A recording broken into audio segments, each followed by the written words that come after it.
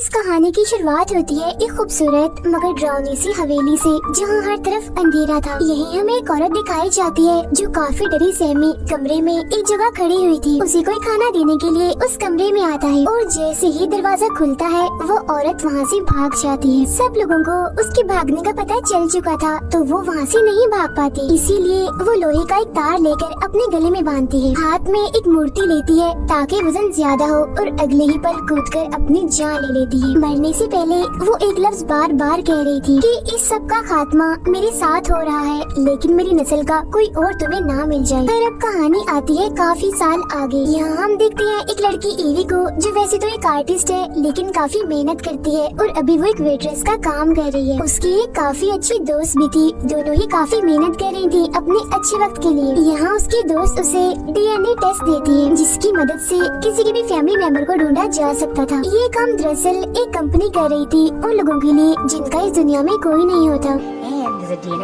Company उस इंसान का डीएनए लेकर उसके रिश्तेदार को इस पूरी दुनिया में ढूंढती है। घर आने के बाद ईवी मिट्टी के बर्तन बनाने लगती है क्योंकि ये उसका शौक था, मगर उसका इसमें ध्यान नहीं होता। वो अपने माँ बाप की तस्वीरें देखकर उन्हें याद कर रही थी, बार बार उनकी वॉइस मैसेज सुन रही थी, क्योंकि काफी सालों पहले उसके माँ बाप की मौत हो गई है, तभी से वो अकेली है। इसीलिए वो उस डीएनए को देने का सोचती है, इस उम्मीद में कि शायद इस दुनिया में मेरा कोई अपना मिल जाए और कंपनी उसे ढूंढ ले। तो अगले दिन वो अपना डीएनए सैंपल देती है। कुछ ही देर में रिजल्ट भी आ जाता है, जिससे उसे पता चलता है कि उसकी फैमिली इंग्लैंड से थी। डीएनए वाली कंपनी ने उसके कजन को खोज निकाला था जो इस वक्त इंग्लैंड में ही था। ये जानकर ईवी को काफी हैरानी होती है। इस बारे में वो अपने दोस्त को भी बताती है। अब ईवी के साथ साथ ये मैसेज उसके कजन को भी मिलता है कि उसकी ईवी नाम की कोई कजन है, इसीलिए वो इसे मैसेज करता है और चाय कॉफी पर बुलाता है। ये देखकर ईवी काफी खुश हो जाती है क्योंकि वो तो पहले ही अकेली थी, फैमिली की कमी उसे बहुत महसूस हो रही थी। लेकिन यहाँ उसकी दोस्त उसे समझाती है कि किसी पर भरोसा मत करो ऐसे, मुझे तो ये डीएनए वाली कंपनी ही फ्रॉड लगती है। क्या पता ये तुम्हें फंसाकर तुमसे कोई फायदा उठाए। मगर ईवी उसकी बात ना सुनते हुए मजाक में ले लेती है। फिर कुछ ही दिन बाद वो अपनी कजन से एक होटल में मिलती है। वो ईवी से मिलकर काफी खुश था और काफी अच्छे से उससे पेश आता है, जो देख ईवी को बेहद अच्छा लगता है। फिर वो उसे बताता है कि हमारी फैमिली काफी अमीर और काफी बड़ी है और जब उन्हें तुम्हारे बारे में पता चला तो वो बहुत खुश हुए। और कुछ दिन बाद हमारी कजन की शादी है जिसमें तुम्हें आना चाहिए, सभी तुम्हें देखकर बहुत खुश हो जाएंगे क्योंकि हर कोई तुमसे मिलना चाहता है। ईवी कहती है मैं आना तो चाहती हूँ मगर नहीं आ सकती क्योंकि इंग्लैंड आने के लिए इतने पैसे नहीं है मेरे पास। वो कहता है फिक्र मत करो, तुम्हारे आने तक का सब कुछ हमारे जिम्मे है, सारा खर्चा हम उठाएंगे, ये तुम्हें अपनी फैमिली की तरफ से एक किस्म का गिफ्ट है। तो वो मान जाती है और इंग्लैंड जाने का फैसला करती है। और फिर कुछ दिन के बाद वो वहाँ पहुँच जाती है, जहाँ एयरपोर्ट पर उसका कजन उसे लेने आता है और एक बार फिर काफी अच्छे से उसे मिलता है। फिर वो उसे एक आलीशान हवेली में ले आता है, जिसे देखकर ईवी काफी हैरानी से देखते ही रह जाती है। असल में ईवी के कजन की पूरी फैमिली इसी महल में रहती है क्योंकि वो इस महल के मालिक के लिए काम करते हैं और क्योंकि उनकी कजन की शादी की तैयारियां चल रही थी, इसीलिए यहाँ कुछ वेट्रेस को भी बुलाया जाता है। अब ईवी एक वेट्रेस से टकरा जाती है जिसके हाथ में बर्तन थे, तो वो बर्तन नीचे गिर जाती है, मगर ईवी उसकी मदद करती है। तभी यहाँ घर का नौकर आता है और उसके साथ बदतमीजी करने लगता है। तो वो उसे कहती है आपको बात करने की तमीज नहीं है, मैं यहाँ मेहमान आई हूँ। इसी बहस के बीच एक लड़का यहाँ आता है जो नौकर के सलूक पर ईवी से माफी मांगता है। तभी यहाँ ईवी का कजन भी आता है और दोनों को एक दूसरे से मिलवाता है। तब उसे पता चलता है कि ये लड़का कोई और नहीं बल्कि इस घर का मालिक है जिसका नाम वॉल्टर है और ईवी के कजन की फैमिली इसी के लिए ही काम करती है। अब यहाँ वॉल्टर का बर्ताव भी ईवी के साथ काफी अच्छा था, जो देख उसे काफी खुशी होती है। वो उसके महल की तारीफ भी करती है। फिर वो नौकर ईवी का सामान लेता है और महल के अंदर ले जाता है। हम देखते हैं कि महल सिर्फ बाहर से ही नहीं बल्कि अंदर से भी बेहद खूबसूरत पूरी हवेली ईवी को दिखाई जाती है, जिससे हमें पता चलता है कि ये हवेली कोई और नहीं बल्कि वही वाली है जिसने उस औरत ने मूर्ति के साथ कूदकर अपनी जान ली थी। अब उसे अपना एक कमरा भी दिया जाता है, यहाँ तक कि उसकी अपनी एक सर्वेंट भी जो काफी अच्छी थी और सिर्फ उसी के लिए ही काम करेगी, जो देख ईवी काफी हैरान थी क्योंकि यहाँ उसे काफी इज्जत मिल रही थी। सर्वेंट उसे यहाँ रहने के रूल बता देती है कि आपको खुद बाहर नहीं आना, कुछ भी चाहिए हो आप बस घंटी बजा देना, मैं आ जाऊंगी। लाइब्रेरी लाइब्रेरी में जाने की इजाजत नहीं है क्योंकि वहाँ पर काम चल रहा है और रात को आपको जल्दी सोना होगा। अब ईवी जब पर्दे हटाकर खिड़कियों को देखती है तो उस पर सलाखें थी जो देख उसे काफी अजीब लगता है। वो हैरान होते हुए पूछती है कि ये किस लिए लगाई हुई है। सर्वेंट कहती है कभी कभी खतरनाक परिंदे आ जाते हैं जो हमें नुकसान पहुंचा सकते हैं, बस उनसे बचाव के लिए ही इन्हें लगाया गया है। तो वो आगे से कुछ नहीं कहती क्योंकि उसे लग रहा था कि क्या पता ये सच ही बोल रही हो। रात को ईवी अपनी दोस्त को वीडियो कॉल करती है और यहाँ के बारे में सब बता देती है कि मैं यहाँ आकर बहुत बहुत खुश हूँ। मुझे उम्मीद नहीं थी कि सब कुछ यहाँ इतना अच्छा होगा। यहाँ के लोग, ये हवेली, सबकी आदत, सब कुछ एकदम अच्छा है। अब कुछ ही वक्त के बाद उसके दरवाजे पर वॉल्टर आता है जो उसे कहता है अच्छा मैं आपको देखने आया था कि आप कमरे में आ गई और एक बार फिर मैं अपने नौकर की तरफ से माफी मांगने आया हूँ। उसकी बातों से ये लग रहा था कि वो ईवी को पसंद करने लगा है। अब इसके बाद वो वॉक पर निकल जाती है और हवेली के पास में वो एक पुरानी इमारत देखती है जिसे देख वो रुक जाती है क्योंकि उस इमारत के आसपास उसे कुछ डरावनी सी चीज दिखती है। फिर अब रात को जब वो सो रही थी तो उसे एक डरावना सा सपना आता है जिससे वो फौरन जाग जाती है और क्योंकि उसे प्यास भी लगी थी इसीलिए वो पानी पीने के लिए अपने कमरे से बाहर आती है। वो देखती है कि नौकर ने काम करने वाले सभी लड़कियों को इकट्ठा किया हुआ है जिनमें से एक को वो लाइब्रेरी में सफाई करने के लिए भेज देता है जो देख जाहिर है ईवी को काफी अजीब लगता है। मगर तभी से उसकी सर्वेंट आ जाती है और उसे वापस अपने कमरे में जाने का कहती है कि जाओ और सो जाओ, बाहर आना ठीक नहीं आपके लिए। तब ईवी तो कमरे में चली जाती है मगर वो लड़की जो लाइब्रेरी में काम करने गई थी हम उसको देखते हैं जहाँ अचानक से एक चीज जो छत से लटक रही थी उस पर हमला करके उसे अपने साथ ले जाती है। सुबह होती है तो ईवी को नीचे बुलाया जाता है क्योंकि उसकी पूरी फैमिली उसका वेलकम करने के लिए इकट्ठा हुई थी। फिर जब वो अपने कमरे में वापस आती है तो उसे एक प्यारा सा ड्रेस एक कागज के साथ मिलता है जो वॉल्टर ने भेजा था शाम में होने वाली पार्टी के लिए। तभी हम देखते हैं कि नौकर दो और लड़कियों को लाइब्रेरी में भेजता है शराब लाने के लिए मगर उन पर भी वहाँ हमला हो जाता है और उन्हें भी कोई अपने साथ ले गया था। अब ऐसे ही करते करते एक के बाद एक वेट्रेस गायब होती जा रही थी। ईवी को अभी तक इस बात का कोई अंदाजा नहीं था कि यहाँ कुछ अजीब और कुछ खतरा भी हो सकता है। अब रात को वो वॉल्टर की दी हुई ड्रेस को पहनकर अच्छे से तैयार होकर पार्टी में आती है। यहाँ वो दो लड़कियों से मिलती है जिनमें एक थोड़ी सी चालाक थी और वो ईवी को खास पसंद नहीं करती थी मगर दूसरी काफी मासूम थी जो ईवी के यहाँ आने से बहुत खुश थी। ईवी यहाँ इस बात से काफी हैरान थी क्योंकि उसने अभी तक दुल्हन को नहीं देखा था। अभी लोगों ने अपने ही रूल्स बनाए हुए थे जहाँ आता है वॉल्टर और सीधा जाता है ईवी के पास, उसके साथ डांस करने लगता है। इससे ईवी को बुरा नहीं बल्कि अच्छा ही लगता है क्योंकि इतनी लड़कियों में से वॉल्टर ने उसे ही चुना था अपने साथ डांस के लिए। और इसके बाद वो दोनों सबसे अलग वॉक पर निकल आते हैं और खुल के बात करते हैं। ईवी उससे उस इमारत के बारे में बात कर रही थी जिससे कल रात वो डर गई थी। वो बताता है कि ये तो बस ऐसे ही है, पुराने जमाने में इसे सामान वगैरह रखने के लिए इस्तेमाल किया जाता था। वो उसे एक दूसरी जगह पर ले जाता है जहाँ वो दोनों और भी बहुत सारी बातें करते हैं।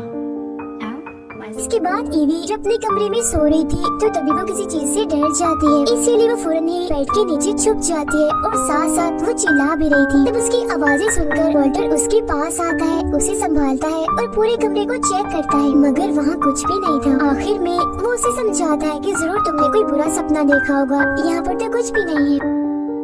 और वॉल्टर के साथ ईवी खुद को काफी महफूज समझ रही थी, इसीलिए वो उसे कहती है जब तक मुझे नींद न आए तो मेरे साथ मेरे कमरे में ही रहो। तो वो उसकी बात मान लेता है। सुबह जब ईवी की आँख खुलती है तो वो अपने पास एक खत देखती है जो वॉल्टर का था। उसने लिखा था मैं जा रहा हूँ लेकिन तुम्हारी नींद खराब ना हो तो मैंने तुम्हें नहीं जगाया। फिर वो दोनों लड़कियाँ जो पार्टी में ईवी से मिली थी वो यहाँ पर आती है और उसे तैयार करने के लिए अपने साथ ले जाती है। फिर जब ईवी के नाखून काटे जा रहे थे तो उसकी एक उंगली जख्मी हो जाती है और खून निकलने लगता है। उस खून को देखकर वो लड़की खुद को रोक नहीं पाती और उसका खून पीने लगती है। ये सब ईवी को बहुत अजीब लगता है तो वो गुस्से में यहाँ से चली जाती है। तो अब यहाँ ईवी को महसूस होने लगता है कि यहाँ के लोग काफी अजीब हैं और यहाँ कोई गड़बड़ भी है। इसीलिए वो ये फैसला करती है कि जहाँ मुझे जाने से मना किया हुआ है मैं वहीं जाऊंगी, यानी उस लाइब्रेरी में। जब वो अंदर जाती है तो उसे टेबल पर अपनी सारी डिटेल्स इंफॉर्मेशन मिलती है जो किसी और ने नहीं वॉल्टर ने ही निकाली थी। ये देख उसे बहुत ही बुरा लगता है और वो यहाँ से चली जाती है और अपना सामान बांधने लगती है। तो वॉल्टर उसके पास आता है, माफी मांगते हुए उसे समझाता है कि मैंने तुम्हारी डिटेल्स इसलिए निकलवाई क्योंकि मुझे अपनी जान और पैसे की परवाह है। मैं ये जानना चाह रहा था कि कहीं तुम पैसों के लालच में तो यहाँ नहीं आ रही। तुम्हारे कजन ने जब मुझे बताया कि तुम यहाँ आ रही हो तो मुझे ऐसा करना ही पड़ा। बाकी मैं सच में तुम्हें जानना चाहता हूँ और तुम ऐसे फजूल में मुझ पर शक कर रही हो। तो अब यहाँ एक बार फिर ईवी फंस गई थी, मगर अब ज्यादा, क्योंकि वो वॉल्टर को पसंद करने लगी थी। अब रात के वक्त आलीशान तरीके से खाना खाया जा रहा था। सब लोग अच्छे से तैयार होकर बैठे हुए थे और ईवी को भी खूबसूरत सा ड्रेस दिया जाता है, जिसे पहनकर वो आती है और वॉल्टर के साथ बैठ जाती है। अब यहाँ वॉल्टर उठता है और सभी को कहता है कि आप सबका शुक्रिया जो आप इतने अरसे से मेरे साथ हैं और मेरी खिदमत कर रहे हैं। फिर बातों ही बातों में जब वो ये ऐलान करता है कि मैं ईवी से शादी करने वाला हूँ, तो ईवी को काफी अजीब लगता है। मगर अब यहाँ वॉल्टर की बातें और वहाँ की चीजें और अजीब होने लगती है। उनका नौकर एक वेट्रेस का गला काट कर खून को एक बर्तन में भर लेता है। ये देखकर तो ईवी के होश उड़ जाते हैं, वो काफी डर जाती है। अब यहाँ वॉल्टर कहता है कि सदियों से तुम मेरी खिदमत करते आ रहे हो। तुम लोगों ने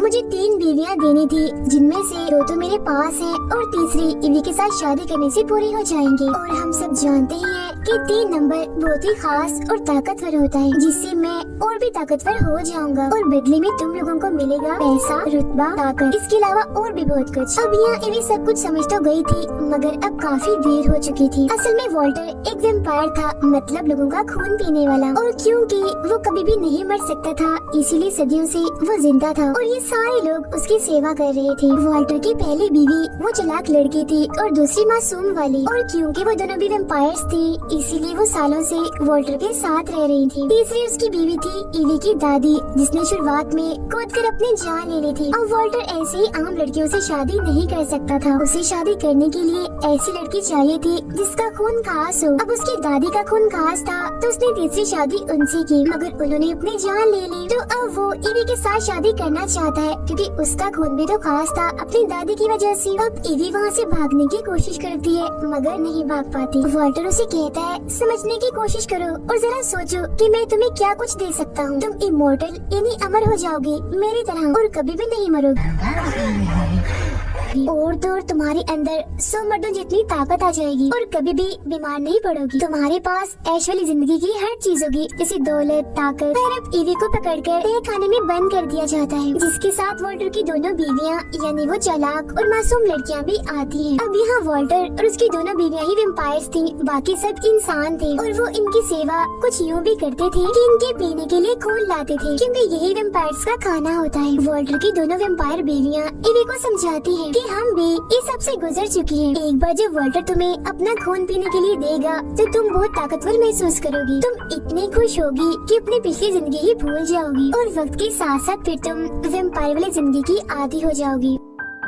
मगर ईवी पर उनकी बातों का कोई भी असर नहीं होता, क्योंकि वो खूनी कातिल और शैतान बनना नहीं चाहते, इसीलिए वो रोने लगती है। फिर इसके बाद वो दोनों ईवी को जिंदा ही छोड़कर यहाँ से चली जाती है, क्योंकि जल्दी वॉल्टर और ईवी की शादी होने वाली थी। और वो सर्वेंट जो ईवी को दी गई थी वो दिल की काफी अच्छी थी, इसीलिए उसे ईवी पर तरस आता है। वो नहीं चाहती थी कि वो भी जुल्म का शिकार हो, इसीलिए वो उसकी मदद करती है ताकि वो यहाँ से भाग जाए। तब सही मौका देकर ईवी यहाँ से भाग जाती है, मगर सभी को इस बारे में पता चल जाता है कि ईवी यहाँ से भाग गई है और सर्वेंट ने उसकी मदद की है। तब उसे पकड़ने के लिए बहुत सारे लोगों को लगा दिया जाता है, और वो सबसे बचने के लिए उस इमारत में जाकर छुप जाती है। नौकर ने उस सर्वेंट को मार दिया होता है और उसकी लाश को वो उसी इमारत में लाता है, जो देख ईवी काफी घबरा जाती है। वो यहाँ से भागने लगती है, तो नौकर उसे देखकर उसके पीछे जाने लगता है, मगर वो उसे इसी इमारत में कैद कर देती है। और वो इस जगह से भाग जाती है। वो पहुँच जाती है एक गाँव में, एक घर के पास जाती है जिसमें एक बूढ़ा कपल था। वो उनसे मदद मांगने लगती है कि प्लीज आप पुलिस को कॉल कर दीजिए, मेरे पीछे कुछ लोग पड़े हुए हैं और मुझे मारना चाहते हैं। तो वो बूढ़ा कपल उसे घर के अंदर ले आता है। औरत कॉल तो करती है, मगर पुलिस को नहीं, वॉल्टर को, क्योंकि ये लोग भी कोई और नहीं बल्कि वॉल्टर के सर्वेंट्स थे। तब यहाँ ईवी भी समझ गई थी, मगर अब काफी देर हो चुकी थी। वो ईवी को चाय भी पीने के लिए देते हैं, जिसे वो पीती नहीं बल्कि बूढ़े आदमी के ऊपर फेंक देती है। तब बूढ़ी औरत एक चीज मारकर उस पर हमला करती है, जिससे वो बेहोश हो जाती है। फिर जब उसे होश आती है तो वो सोफे पर पड़ी हुई थी और वॉल्टर उसके सामने था, जो उसे वेम्पायर होने के फायदे बता रहा था। उसे शादी करने,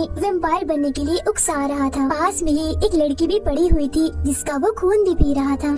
The people are so underrated and पर अब जैसे तैसे वो उसे शादी के लिए मना ही लेता है। फिर शादी के वक्त जब वॉल्टर उसे अपना हाथ काट कर खून पीने के लिए देता है तो इवी फौरन उसे पी लेती है। अब उसकी तरह वॉल्टर को भी उसका खून पीना था ताकि उसकी तीसरी शादी का प्रोसेस पूरा हो और वो सबसे ताकतवर बन जाए। अब क्योंकि इवी ने उसका खून पी लिया था इसीलिए वो काफी ताकतवर बन जाती है, मगर वो उसे अपना खून नहीं पिलाती बल्कि वहाँ आग लगा देती है। अब ये देखकर वहाँ आए सारे इंसान घबरा जाते हैं और यहाँ से भाग जाते हैं। वॉल्टर इवी को रोकने आगे बढ़ता है तो वो आग में से एक मोटा सा हथियार उठाती है और उसे वॉल्टर के सीने में दे मारती है, जिससे अब वो कमजोर होने लगता है। इसके बाद इवी भी यहाँ से भागने लगती है, मगर वॉल्टर की वो चालाक वाली वाइफ उसे पकड़कर लड़ने लगती है और कहती है, बेवकूफ लड़की, तुम्हें क्या लगता है तुम हजारों साल पुराने असूल तोड़ दोगी? भूल है तुम्हारी और तुम वॉल्टर को ऐसे ही नहीं मार सकती। ओके, हम उसे बचाने के लिए हर मुमकिन कोशिश करेंगे क्योंकि अगर वो मर गया तो हम भी मारे जाएंगे। इसके बाद वो दोबारा से उससे लड़ने लगती है और बस इवी को मारने ही वाली थी, मगर तभी यहाँ वॉल्टर की दूसरी मासूम वाली बीवी भी आ जाती है और क्योंकि वो शैतानी जिंदगी से तंग आ गई थी इसीलिए वो वॉल्टर की बीवी पर ही हमला कर देती है। दोनों ही एक दूसरे से लड़ती हैं और आखिरकार दोनों बड़े ही अजीब तरीके से मारे जाते हैं। इसके बाद वॉल्टर, जिसकी हालत काफी खराब हो गई थी, वो इवी को पकड़ लेता है। वो उसे पकड़कर उसका खून पीकर उसे अपनी वाइफ बनाने की कोशिश करता है, मगर इवी उसका हाथ काट देती है जिससे वो उसे छोड़ देता है। बाद में वो उसे टांग मारकर आग में फेंक देती है और क्योंकि वो कमजोर हो गया था इसीलिए वो फौरन ही मारा जाता है, मतलब उसका खेल खत्म हो जाता है। इसके बाद वो इस पूरी जगह को आग लगाकर वहाँ से बाहर निकलती है। वो बची हुई एक लड़की को अपने साथ लेकर इस टाउन से भाग जाती है। 2 हफ्तों के बाद हम देखते हैं कि इवी अब एक वैम्पायर बन चुकी है जो काफी ताकतवर भी है क्योंकि उसने वॉल्टर का खून जो पी लिया था। यहाँ वो अपने दोस्त के साथ थी। वो दोनों अब इवी के उस कजन को ढूंढ रहे थे जो झूठ मूठ का उसका कजन बना हुआ था। इवी उससे अपना बदला लेना चाहती थी क्योंकि उसी की वजह से ये सब कुछ हुआ था और इसी के साथ ये फिल्म यहीं पर खत्म हो जाती।